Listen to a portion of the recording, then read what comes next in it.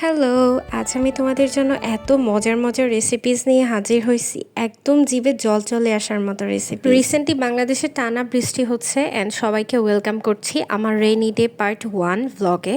আজ আমি তোমাদের সাথে শেয়ার করব স্পেশালি রেইনি ডেতে আজ আমাদের বাসায় সকালে কি কি রেসিপিস ছিল।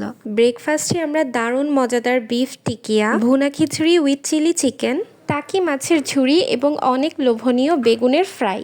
পাশাপাশি আরও কিছু ভর্তা আইটেম ছিল, কিন্তু সেগুলোর ক্লিপ নিতে আমার মনে নেই। কাবাব প্রেমীদের কাছে প্রিয় একটি নাম স্বামী কাবাব। বিয়ে কিংবা যে কোনো প্রোগ্রামে এই কাবাবটি থাকেই। তোমরাও কিন্তু একটু ভিন্ন স্বাদের জন্য এই ধরনের আইটেমগুলো ব্রেকফাস্টে রাখতে পারো। ঘরে থাকা হাতের নাগালে কিছু আইটেম দিয়ে খুব সহজে এই ধরনের কাবাবগুলো তোমরা তৈরি করতে পারো। তবে হ্যাঁ, এর জন্য ইম্পর্টেন্ট কিছু ইনগ্রিডিয়েন্টস যেমন হাড় ছাড়া গরুর মাংস, ডিম এসব লাগবেই। আমরা 2 সাইজের কাবাব মেক করেছি। একটা সাইজে একটু ছোট, সেখানে শুধু গরুর মাংসের কিমা দিয়ে আমরা স্বামী কাবাবটা মেক করেছি, এবং আরেকটা যেটা একটু বড় সাইজ সেটার মধ্যে আমরা ডাল ইনক্লুড করেছি। ভুনা খিচুড়ির সাথে আমাদের সেকেন্ড আইটেম ছিল টাকি মাছের ভুনা। টাকি মাছের ভুনা আমার হলে আর কিচ্ছু লাগে না, বিশ্বাস করো, আমি শুধু এটা দিয়ে এক থাল ভাত খেয়ে ফেলতে পারবো।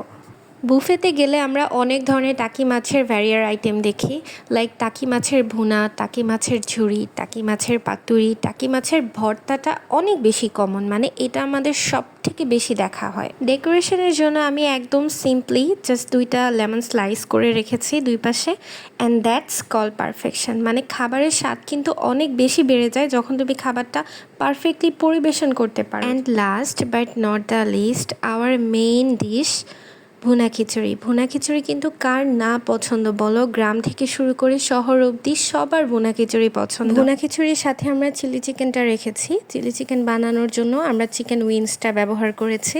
ভুনা খিচুড়ি কিন্তু আমি মেক করিনি, all credit goes to my family member. ভুনা খিচুড়ির মধ্যে আমরা ভেজিটেবলের মধ্যে শুধু গাজর এবং মটরশুঁটিটা ইনক্লুড করেছি। তোমরা যারা যারা আমার ভিডিওসগুলো নতুন দেখছো অ্যান্ড এনজয় করছো, তারা কিন্তু লাইক অ্যান্ড কমেন্টস করে আমার পাশে থাকবে।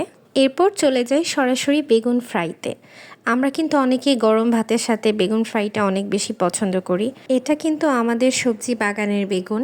আমার ভাইয়া নার্সারি থেকে 2-3টা গাছ এনেছিল বেগুন সহ। তো এটা যখন ম্যাচিউরড হয় তখন আজকে ফাইনালি আমরা বেগুনটা ফ্রাই করি। তোমাদের মধ্যে অনেক আপু ভাইয়ারা আছো যারা ভার্সিটিতে পড়াশোনা করছো, হলে থাকছো বা ব্যাচেলর থাকছো, তারা কিন্তু বেগুন রেসিপিটা অনেক ইজিলি মেক করে খুব টেস্টিভাবে খেতে পারো। একদম ছোট করে রেসিপিটা বলে দিচ্ছি, মনে রেখো।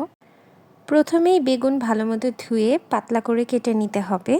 তারপর সেই বেগুনের সাথে লবণ, হলুদ, মরিচ, জিরে গুঁড়ো ভালো মতো মিশিয়ে নিতে হবে। পরিমাণে অল্প, কিন্তু গরম তেলে বেগুন উল্টে পাল্টে ভেজে নিতে হবে। সোনালি রং হওয়া পর্যন্ত অপেক্ষা করতে হবে এবং তারপর তুলে নিতে হবে। এই তো সুস্বাদু বেগুন রেসিপি রেডি। তোমরা যারা আমার মতো বেশি না, একটু অলস, তারা কিন্তু এই রেসিপিটা শিখে রাখতে পারো। সব কিছু আলহামদুলিল্লাহ বেশ ভালোই ছিল। তো আজকে এই পর্যন্তই, ইনশাল্লাহ দেখা হচ্ছে নেক্সট ব্লগে। Till then, take care. Bye.